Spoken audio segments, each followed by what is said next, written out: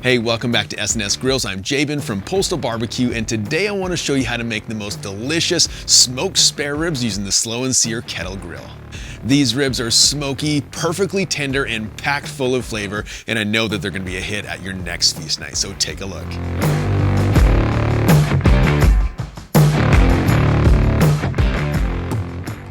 As I said, welcome back to SnS Grills. I appreciate you being here. If you haven't yet hit that subscribe button as well as that notification bell, make sure to do so for more great barbecue recipes just like this one. So today we're going to be cooking up some St. Louis style ribs using the Slow N Sear kettle, and this method that we're using today is guaranteed to make some of the best ribs that you can make. And so to prepare these ribs, I started by removing the membrane on the back of the ribs by taking a butter knife and just prying it underneath that membrane and then ripping it off with a piece of paper towel. I then trimmed off a little bit of the unwanted fat that was remaining on the ribs, and then I grabbed my kosher salt to season these ribs because for the best results you want to dry brine it overnight. And so to do that, I placed about a quarter teaspoon of kosher salt per pound of meat onto these ribs, and then I placed them into the fridge overnight just to allow that salt to penetrate into the meat. So with our ribs dry brined overnight, it's now time to finish preparing our ribs. And so we're going to start off by placing a little bit of olive oil onto both sides. I'm just going to rub this in, and if you wanted to, you could use some mustard or some hot sauce, or even just a little bit of water is fine too. And so we'll get both sides. And so today we're going to be seasoning it with our Rockies rub. This goes really nice on ribs, and you can pick this up from our website, or if you don't have access to our Rockies rub, I'll make sure to leave a recipe for some homemade rub that will go really nice on your ribs as well. And so we're just going to place a nice generous coating onto the outside, and remember there's no salt in this Rockies rub, which is why we dry brined it, and so you can put as much or as little of this rub on as you wish. All right, we'll flip this over and we'll do the same to the top section.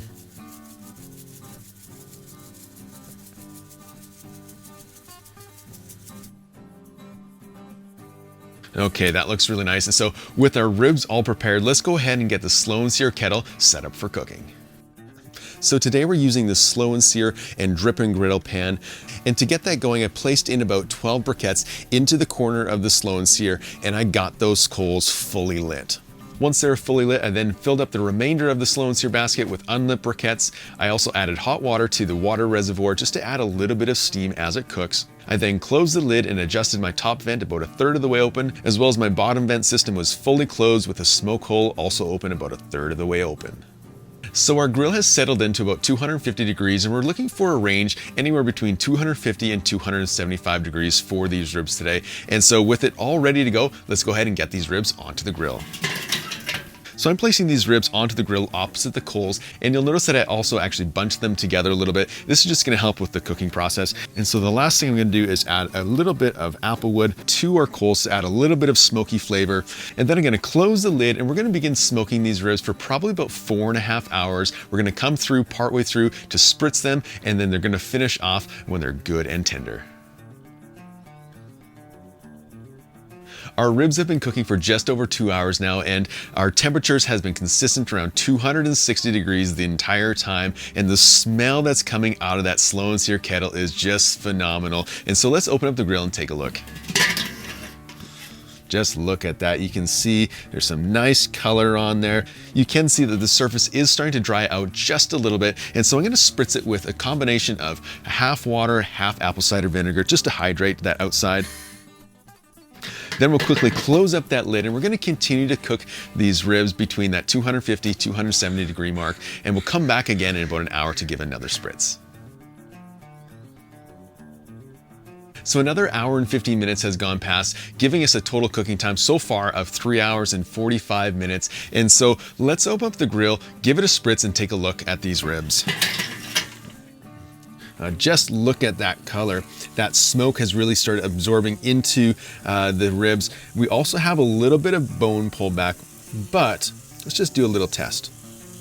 You can feel when we wiggle those bones, when we press down on it. You can see that these ribs aren't quite done yet, so I'm going to spritz them again. Then we'll quickly close up that lid, and we're going to continue cooking these for another probably 45 minutes or so until they're good and tender. Then at that point, we'll come back and I'll show you what they look like.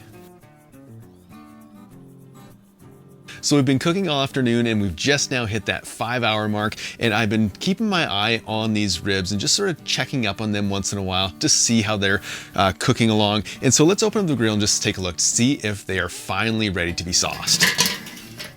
Oh wow, look at those ribs. We have some nice color on them, as well as we have some great bone pullback.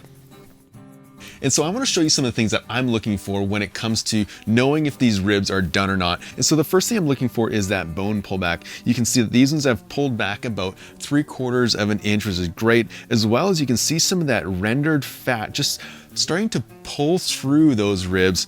And so one of the last things I like to do is just tip the ribs up on their side, and then I grab a couple bones and just sort of wiggle them. And if you can see here, that bone is wanting to just pull out slightly. We have some nice give on there. And so for me, those are some of the things that I'm looking for before I put my sauce onto these ribs. So I'm gonna start by flipping them upside down. We're gonna sauce that underside first. And so I'm just using some barbecue sauce mixed with a little bit of apple cider vinegar just to thin it down a bit. We'll brush some of that sauce on the bottom, and we'll flip these back to the top. Again, we're gonna hit that top with that barbecue sauce. We're gonna brush that all over. So again, we'll quickly close up that lid, and we're gonna let this sauce set for about 10 minutes time. Then at that point, I'm gonna come back and we'll get ready for the taste test.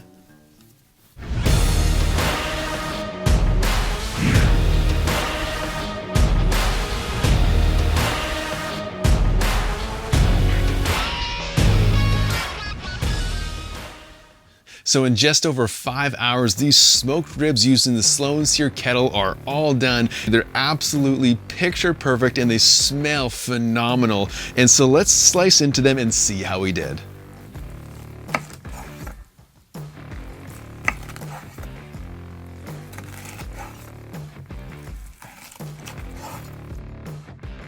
All right, here's the moment of truth. Oh man, just look at that smoke ring. You can see that it still has a lot of juices in it. Oh, I'm telling you, these are gonna be so good. So let's go for the taste. Oh man. Oh my goodness, these are delicious.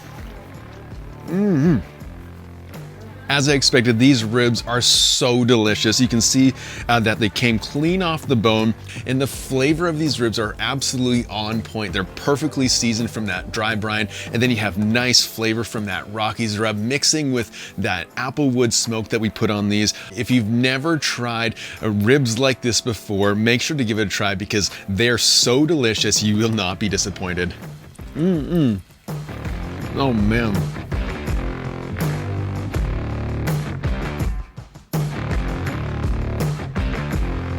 The Slow N Sear kettle is the perfect grill to make these smoky and delicious ribs every single time. I hope you give it a try, and remember, 2 zones are better than 1.